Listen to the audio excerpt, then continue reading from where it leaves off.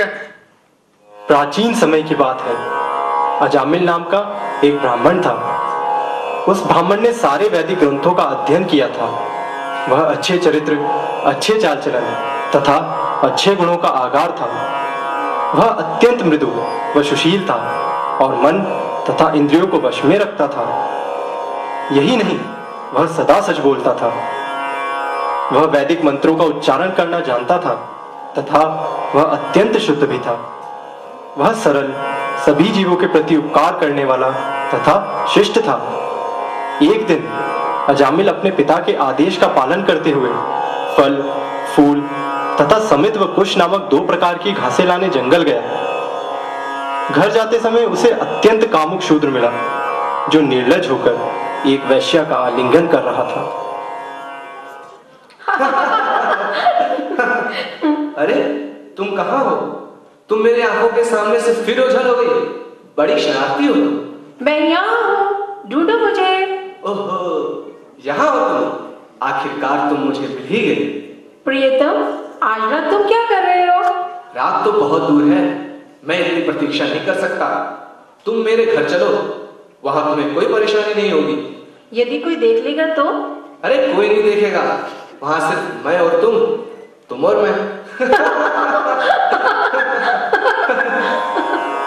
जब अजामिल ने उसे देखा तो उसके हृदय में सुप्त कामेच्छाएं जागृत हो उठी और वह सम्मोहित हो उसके वश में आ गया।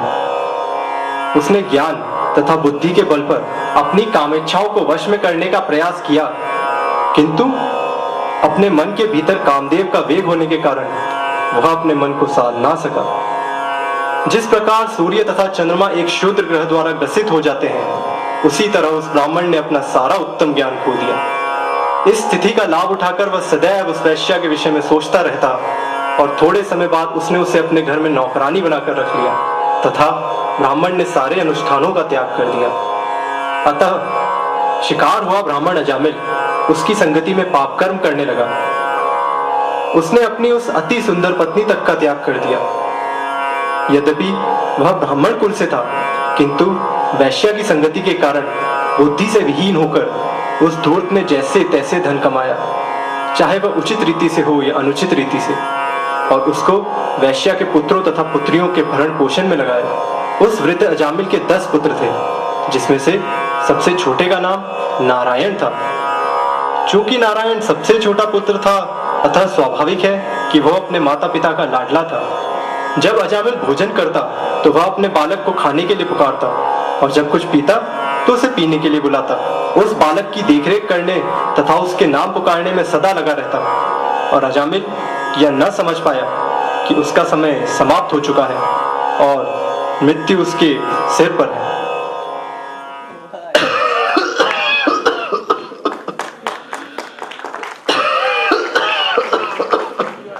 नारायण, तो कहाँ हो तुम? यहाँ आओ, अपने पिता के पास आओ। लगता है मेरी मृत्यु आ गई है।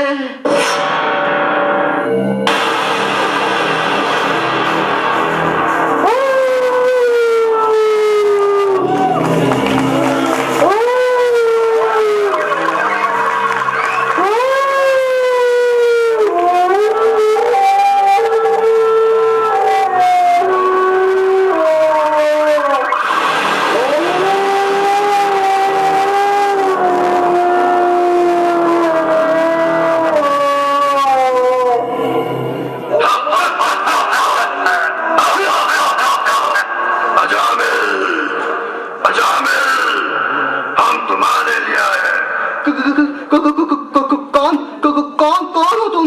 हम यमदूत हैं। हम तुम्हें अपने प्रभु यमराज के साम्राज्य में ले जाने आए। रुको, नहीं, नारायण, यहाँ आओ। मेरे बच्चे, नारायण, नारायण, नारायण।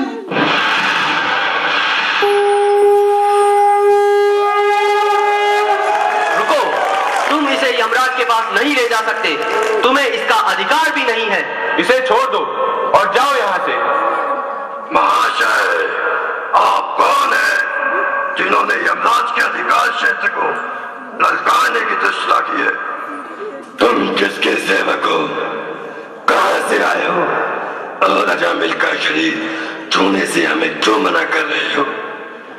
क्या तुम स्वर्गलोक में देवता हो या कि सर्वश्रेष्ठ भक्तों में से हो? हम परमेश्वर विष्णु के आज्ञावाहक हैं। हम हैं विष्णु दूत। हम तुम्हें इस आत्मा को ले जाने से रोकने आए हैं। इस अजामिल ने असंख्य पाप किए हैं। इसने अपनी पतिव्रता स्त्री का त्याग करके एक वैश्य के साथ जीवन व्यतीत किया। यह एक शराबी, जुआरी और चोर बन गया। इसलिए इसे हमारे साथ आना चाहिए। यदि तुम लोग सचमुच ही यमराज के सेवक हो तो तुम्हें हमसे धार्मिक सिद्धांतों के अर्थ तथा अधर्म के लक्षणों की व्याख्या करनी चाहिए। अन्यों को दंड देने की विधि क्या है? दंड के वास्तविक पात्र कौन है? क्या सकाम कर्मों में लगे सारे कर्मी दंडनीय हैं या उनमें से केवल कुछ ही है? जो वेदों के द्वारा संतुष्ट है वही धर्म है और इसका विलोम अधर्म है। वे साक्षात भगवान है, नारायण है और स्वयं उत्पन्न हुए हैं। हमें यमराज से यही सुना है। सूर्य, अग्नि, आकाश, वायु, देवता, चंद्रमा, संध्या, दिन रात, दिशाएं, जल, स्थल एवं स्वयं परमात्मा में सभी जीव के कार्यों के साक्षी है। दंड के पात्र वे हैं जिनकी पुष्टि इन अनेक साक्षियों ने की है। वे निर्दिष्ट नियमित कार्यों से विचलित हुए हैं। सकाम कर्मों में लगा हुआ प्रत्येक व्यक्ति अपने पाप कर्मों के अनुसार दंड दिए जाने के लिए उपयुक्त होता है। हे वैकुंठ वासियों, तुम लोग निष्पाप हो, किंतु इस भौतिक जगत के भीतर रहने वाले सारे वासी कर्मी हैं। चाहे वे शुभ कार्य कर रहे हो या अशुभ, ये दोनों प्रकार के कार्य उनके लिए संभव है, क्योंकि वे प्रकृति के 3 गुणों द्वारा कलुषित रहते हैं और इन्हें तदनुसार कर्म करना पड़ता है। जिसने भी भौतिक शरीर स्वीकार किया है वह निष्क्रिय नहीं हो सकता और प्रकृति के 3 गुणों के अधीन कर्म करने वाले के लिए पाप कर्म से बच जाना असंभव है। इसलिए इस जगत के सारे जीव दंडनीय है।